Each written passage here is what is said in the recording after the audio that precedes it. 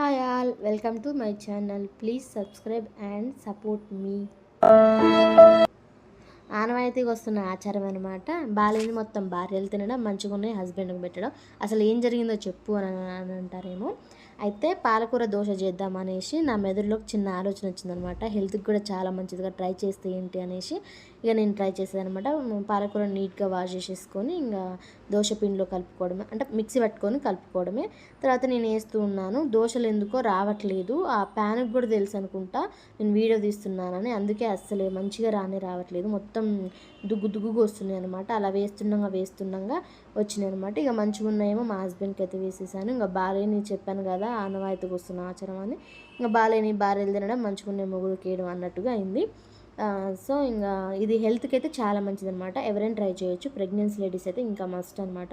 వాళ్ళకి హెల్త్కి చాలా మంచిది. ఇది ట్రై చేయొచ్చు అనమాట.